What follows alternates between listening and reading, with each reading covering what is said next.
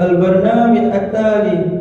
أيها السادة الحضور، تعالوا نستمع الآن إلى كلمة سعادة الدكتور أحمد علي الرمباني رئيس المعهد ابن الجوزي لتحفيظ القرآن Bogor. Acara selanjutnya, para hadirin yang berbahagia, marilah bersama kita dengarkan sambutan dari pimpinan Pesantren Tahfidz Al-Quran Ibnu Jauzi, guru kita Al-Ustaz Dr. Kiai Haji Ahmad Alim LC.MA. Kepada beliau kami persilakan.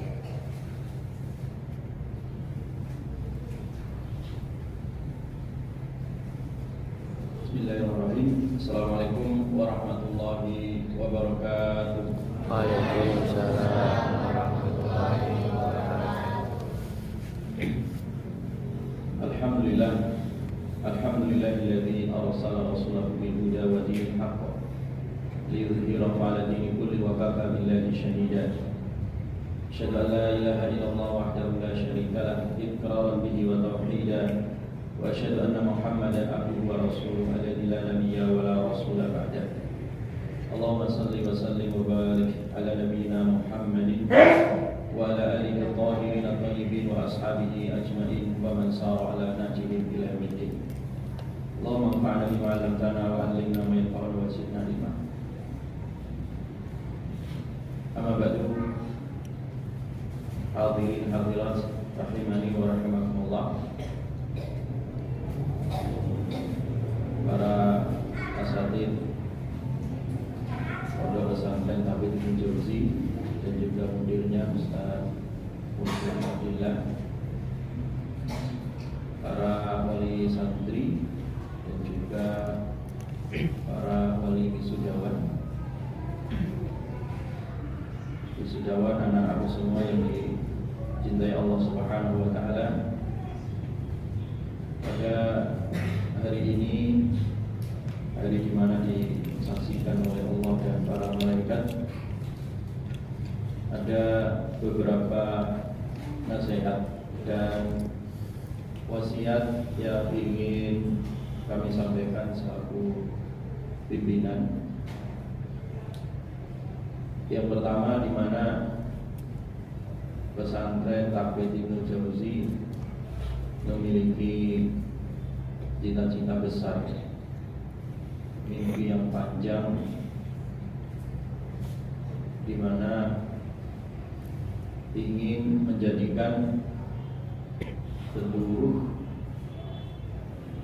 rumah-rumah yang ada di Nusantara ini dan bahkan di dunia ini minimal ada satu hafidz Al-Quran. Buat hafidz. Ada satu saja yang hafal Al-Quran. Alhamdulillah baru semuanya hafal. Tapi minimal satu saja, itu sudah menjadi syafaat di dunia dan syafaat nanti di akhirat. Buat hafidz. Ini yang selalu menjadi slogan didirikannya Pesantren Ibnu Jauzi. Dan saya yakin mimpi besar ini akan terlaksana karena kita punya keimanan, kita punya Allah, dan kita punya tekad, sehingga tidak ada sesuatu yang mustahil. Dulu Bill Gates saja, orang yang gak punya iman, orang yang gak percaya Tuhan, dia punya cita-cita ingin mengkomputerkan seluruh rumah yang ada di dunia. Every room one Microsoft. Setiap rumah harus ada Microsoft. Nah, kita lihat cita-cita Bill Gates yang ateis saja itu tercapai. Padahal tidak ada keimanan. Siapa sekarang rumahnya yang tidak ada komputer? Siapa sekarang yang tidak mengenal Microsoft? Dan itu mendunia. Nah, kita sebagai seorang Muslim, sebagai seorang mukmin, apalagi di dada kalian ada Al-Quran, harus lebih yakin lagi. Bill Gates saja yang di dadanya tidak ada Al-Quran, itu punya tekad, punya keyakinan, punya perjuangan. Harusnya kalian lebih hebat, ya. Karena tidak ada karena ada Al-Quran, tinggal Al-Quran itu dibumikan dalam bentuk sikap, diteruskan cahaya-cahayanya masuk ke rumah-rumah umat Islam. Jangan sampai rumah umat Islam yang penduduk negeri kita kurang lebih 280 juta, jangan sampai buta huruf Al-Quran, jangan sampai tidak bisa membaca Al-Quran. Ya. Maka tugas kalian, para santri khususnya, dan orang tua yang mendukungnya adalah bagaimana menjadikan Al-Quran yang kalian hafal menjadi cahaya di dalam kehidupan. Terus diajarkan, jangan berhenti kemudian duduk berpangku tangan, sarungan, ya. Tidak lagi murojaah, tidak lagi mendakwakan nilai-nilai Al-Quran ke masyarakat. Terus ajarkan. Lepas dari pesantren, terus belajar, pulang dari belajar, nanti dirikan lagi rumah tahfidz, dirikan lagi pesantren Al-Quran, terus beranak pinak. Saya yakin dengan beranak pinaknya rumah-rumah tahfidz, ya, nanti akan menjadi cahaya. Dan saya yakin juga nanti ke depan setiap rumah di Nusantara ini, di negara NKRI yang kita cinta itu, satu rumah Muslim ada satu hafidz, satu rumah Muslim ada satu hafidz. Dan ketika mereka sudah menghafidkan Indonesia, nanti mereka akan keluar negeri, menghafidkan luar negeri, negara jiran, di timur, di barat, di Eropa. Nanti mimpi besar ini akan sampai, entah kapan, wallahu a'lam. Tetapi kita tidak dituntut hasil, hanya proses yang bisa kita kerjakan. Jadi wan hafid itu wasiat yang pertama. Al-Quran for all. Wasiat yang kedua, bahwa Al-Quran itu adalah untuk semua usia. Makanya di Ibnu Jauzi tidak ada batasan usia untuk menghafal Al-Quran. Kita sudah memberikan contoh. Kita di bawah pesantren ada rumah-rumah tahfidz. Nah, di rumah-rumah tahfidz itu ada program yang paling kecil usianya, yaitu tahfidz anak usia dini. Ketimbang sekolah TK-TK biasa, sekolah PAUD biasa yang hanya diajari nyanyi-nyanyi saja, hanya motoriknya yang dipompa. Sayang, usia emas hilang sia-sia. Maka kita buatlah tahfidz anak usia dini. Ibnu Jauzi mulai 3 tahun, 4 tahun mereka sudah belajar dan menghafal Al-Quran. Ya. Alhamdulillah sebelum SD sudah banyak yang hafal 2 juz, ada yang 3 juz, ya. Minimal hafal juz 6. Ya. Kemudian untuk tingkat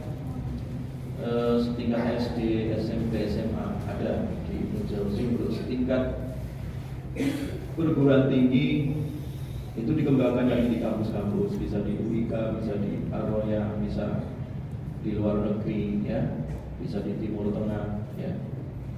Dan terbukti alumni Ibnu Jauzi sudah mengisi dan meneruskan selepas tingkat SLTA. Mereka ada yang di dalam negeri maupun di luar negeri. Ada yang bahkan alhamdulillah diterima di Madinah, ya. Jadi pintu sangat terbuka dan luas. Semua usia, bahkan di luar usia-usia di mana kebanyakan orang berada di bangku kuliah, di bangku sekolah, ada usia-usia yang dianggap oleh orang kita usia pensiun. Padahal sebenarnya dalam Islam tidak dikenal usia pensiun.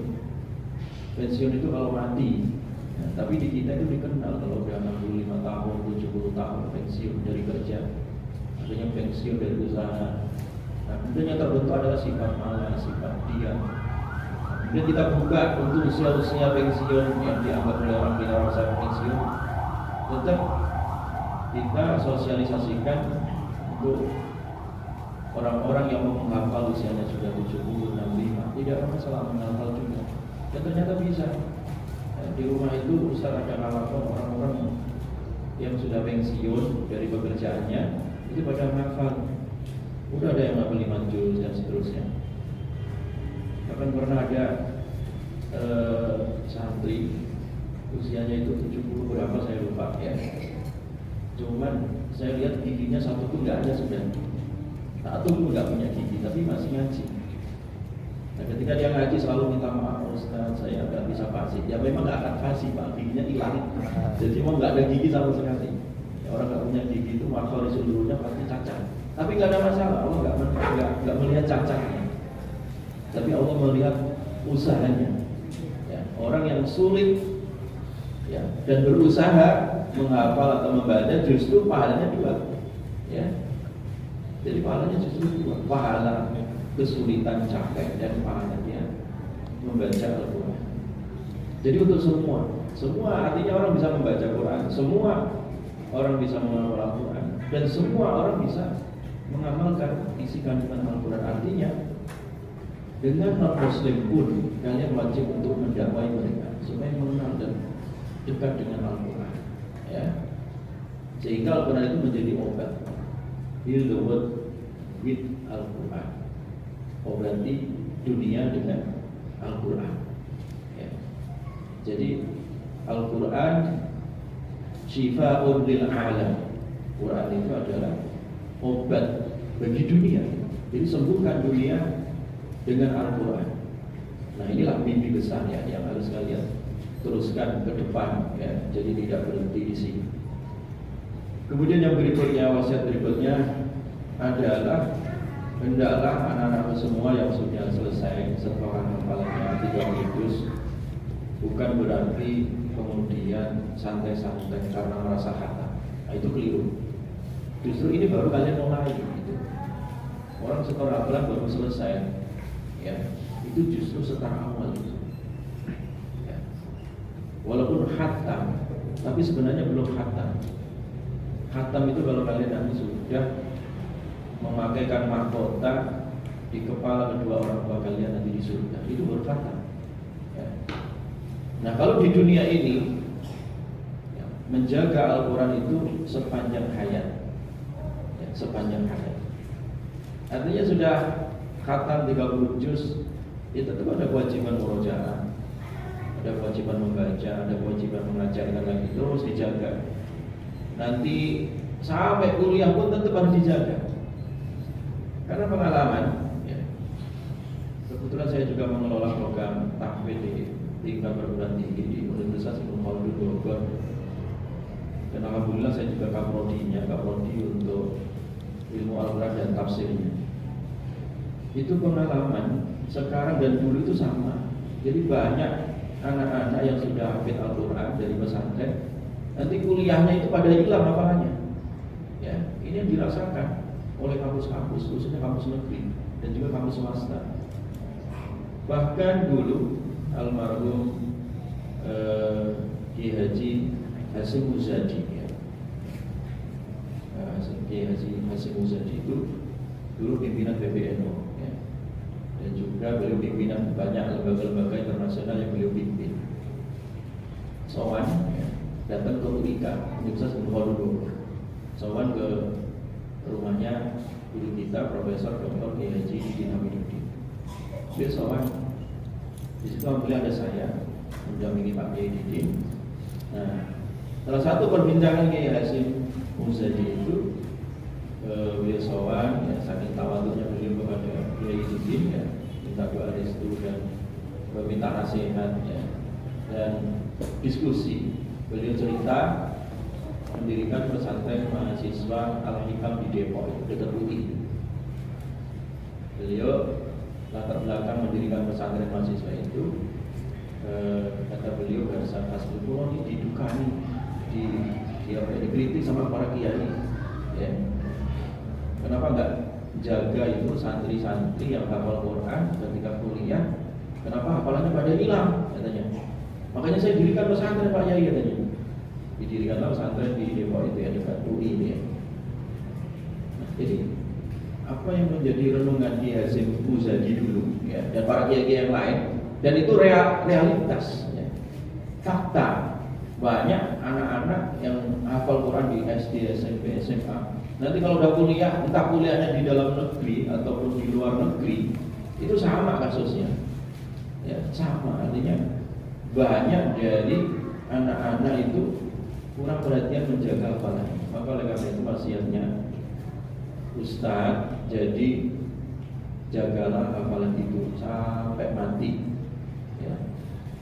Dan bahkan nanti sampai masuk surga, ya. Jadi tidak ada rehat, ya, tidak ada pensiun, tidak ada istirahat dari menghafal Al-Quran. Jadi terus dimurojaah, sesenang apapun, sesedih apapun, sesibuk apapun, ya, dalam keadaan apapun, kalian para santri dan para wisudawan dan juga para wali santri bertanggung jawab untuk menjaga, ya. Jadi tanaman itu kalau nggak dijaga banyak hamanya. Ya, tugas wali santri juga menjaga anaknya di rumah, dibatasi jangan main HP terus, ya, dibatasi pergaulannya, ya. Kemudian diarahkan lanjutan pendidikannya kemana. Jadi jangan hanya mengejar gelar atau mengejar pekerjaan atau keren atau tren. Yang penting anaknya disekolahkan dengan sekolah nggak jelas, yang nggak ada penjagaan untuk keamanan hafalannya, ya, anak-anaknya. Nah ini nanti bisa membahayakan anak-anaknya, ya. Jadi jaga anak-anak kita ini supaya hafalannya tetap ada bagaimana. Ya syukur-syukur orang tuanya mau menyimak anaknya dilatih, ya, kalau mampu, ya. Kalau enggak ya mendatangkan ustaz, kalau enggak bikinlah komunitas. Sebisa mungkin jangan dibiarkan, ya. Karena kecondongan anak-anak itu, ya, kecondongan itu suka bermain, ya. Masih suka hal-hal yang mubah, ya. Hal-hal yang senang-senang, ya. Jadi kecondongan syahwat manusia itu, ya, itu kebanyakan melampaui batasnya. Maka harus dibatasi, harus dibatasi. Jangan terlalu banyak hiburan. Keliru kalau orang mengatakan, kita berhibur banyak hiburan, itu justru malah keras hatinya. Ya, dia pergi hiburan itu sekedar saja. Ya. Hiburan sekedar saja. Sesuatu yang mubah itu sekedar saja, jangan berlebih-lebihan. Wong kita makan saja itu boleh mubah, tapi wala tusrifu, jangan melampaui batasnya. Karena memang kecondongan syahwat manusia itu melampaui batasnya. Baik, hadirin hadirat yang dirahmati oleh Allah Subhanahu wa taala. Kemudian yang berikutnya, jangan pernah, ya, berhenti mencari ilmu. Jangan pernah berhenti mencari ilmu. Khususnya bagi orang tua. Ayo kita niatkan anak-anak kita ini dan wakafkan anak-anak kita itu untuk mencari ilmu. Wakafkan, ya. Jadi wakafkan anak-anak kita ini supaya di dalam kehidupannya mencari ilmu dan menyebarkan ilmu, mengamalkan ilmu. Jadikan mereka ilmuwan, jadikan mereka ulama. Karena yang langka sekarang ini adalah krisis ulama. Sehingga kaderisasi ulama ini penting ke depan. Ulama itu kayak payung. Kalau hujan nggak ada payungnya, kehujanan. Kalau panas nggak ada payungnya, kepanasan, kekeringan. Maka ulama itu adalah payung, payungnya umat, atapnya umat, tempat berteduh, tempat mereka bertanya, ya. Kalau kita tidak menyiapkan, ya, dan yang kita siapkan siapa? Yang paling pertama dan utama anak kita sendiri. Jangan lihat anak orang lain, anak kita sendiri, ya. Jangan hanya mendoktrin anak itu supaya nanti dapat pekerjaan. Kalau urusan makan, urusan perut, nggak disekolahkan anak-anak kita, nggak dipondokkan, itu akan dikasih makan sama Allah. Ya. Ya. Yang namanya urusan makan itu nggak butuh sekolah tinggi-tinggi, ya. Nggak butuh mondok jauh-jauh, ya. Ya. Walau kanatil arzaqu tajri ala hijab. Kalau seandainya urusan makan, urusan rezeki, urusan perut itu hanya diberikan kepada orang yang berakal saja, tentu yang nggak berakal nggak dapat makan, ya. Hewan nggak berakal dikasih makan bersama Allah, ya. Jadi maka rubah mindset kita sebagai orang tua. Ke depan anak-anak kita inilah yang mendoakan kita ketika kita mati. Anak kita inilah yang menyelamatkan kita ketika kita mati. Anak kita inilah yang melebarkan alam barzah kita yang sempit, yang 2 meter kali 1 itu. Nah, siapa yang menemani kita di alam barzah? doa anak soleh. Doa anak soleh, jangan sampai nyesel jamaah. Ada dokter dari Bandung nulis buku bestseller, punya anak 3, hebat, kuliah di luar negeri, kerjaan internasional, gajinya internasional, tapi nyesel katanya buku itu dicabut. Bagaimana tips, bagaimana cara untuk kuliah di luar negeri? Dia nyesel itu. Nyeselnya apa? Anak sudah jauh-jauh dikuliahkan di luar negeri, sudah dapat pekerjaan, gajinya gede, tapi lupa sama orang tua. Ibunya meninggal dunia, nggak ada yang doain. Mohon maaf Pak, ada urusan kerjaan nggak bisa pulang. Satunya lagi, mohon maaf Pak, mohon maaf Pak. Jadi dia mindsetnya keliru. Selama ini didik anak itu hanya ngasih makan. Salah. Mendidik anak itu bukan perutnya yang dididik, tapi hatinya. Nah, untuk mendidik hati itu dengan apa? Dengan Al-Quran. Ya. Gunung batu saja yang keras itu lunak kok. Ya, dengan Al-Quran. La ra'aital khashi'an mutasaddian min khasyatillah. Kalau Quran ini diturunkan di atas gunung batu yang keras, itu akan lunak. Khusyuk hatinya, ya, tunduk, ya, lunak karena Allah Subhanahu wa taala. Dan yang terakhir, ya, nasihat Ustaz adalah untuk anak-anakku semua, jangan lupa mendoakan guru-guru kalian, ya. Jangan lupa mendoakan orang tua kalian. Orang tua kalian itu ada 2. Orang tua kalian yang ada di rumah dan setiap hari menyiapkan sarapan kalian, ya. Setiap hari ngantar kalian ke pesantren. Orang tua kalian yang mendoakan kalian, ya, ketika belajar. Ada orang tua kalian, yaitu guru kalian, ya, itu orang tua kalian. Jangan lupa setiap ba'da sholat khususnya doakan Allahumma ighfir lana wa li walidina wa li masyayikhina. Doa itu yang Ustaz ajarkan di pesantren, dibaca terus. Jangan lupa. Karena keberkahan ilmu itu dengan mendoakan guru, dengan mendoakan orang tua. Keberkahan rezeki, kelapangan hidup kalian itu kalau mendoakan orang tua. Makanya kalau ada di dunia ini orang hidupnya nestapa, hidupnya sempit, yakin saya dia jarang mendoakan ke orang tuanya. Tidak mungkin orang yang rajin doakan orang tua kemudian rezekinya seperti itu, nggak ada kamusnya, ya, dan nggak ada dalilnya, ya.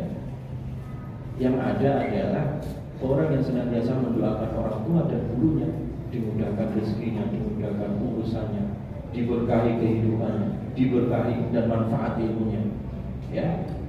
Itu pasti dan juga teruji. Dan bagi orang tua juga sama begitu, hormati gurunya, ya, takzimkan gurunya.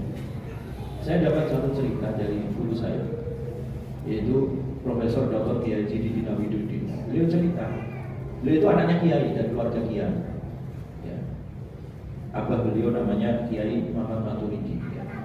Abah beliau, bapak beliau itu punya kebiasaan ketika memondokkan anak-anaknya itu, ya, salah satu yang beliau kerjakan adalah menghormati gurunya. Artinya apa? Kalau dulu Pak Kiai Didin mondok dan keluarga saudara-saudara beliau mondok dan jadi kiai semua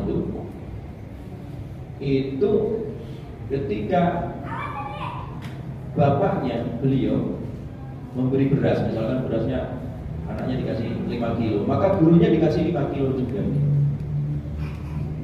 Dan itu membawa berkah, ya. Makanya secara empiris itu terbukti, ya, terbukti. Jadi orang tua yang ikhlas melepas anaknya dan orang tua yang care sama guru-gurunya dan hormat sama guru-gurunya itu juga berkah anak-anaknya, ya, dimudahkan oleh Allah Subhanahu wa taala. Jadi takzim ustaz, takzim para guru itu adalah jalan keberkahan ilmu. Jadi sekali lagi, jaga ilmu ini, jaga Al-Quran itu jangan sampai hilang.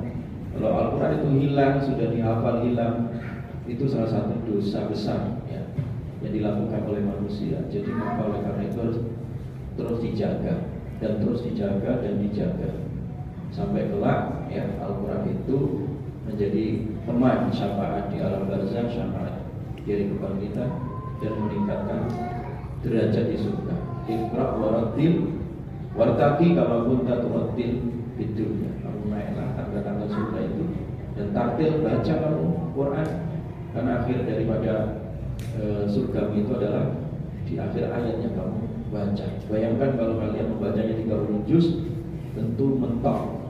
Akhir diakhiri dengan surat An-Nas, posisi kalian sudah berada di surga Firdaus bersama Rasulullah SAW.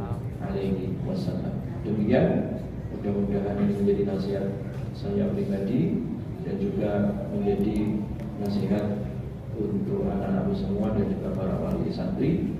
Mudah-mudahan kita senantiasa dan anak-anak kita senantiasa dijaga oleh Allah Subhanahu wa taala di zaman fitnah, zaman penuh syubhat, zaman penuh was-was. Mudah-mudahan anak kita dijaga dan terus anak kita dilindungi oleh Allah Subhanahu wa taala dan keluarga kita hingga menjadi keluarga Quran, keluarga sakinah, mawaddah warahmah. Subhanallah. Demikian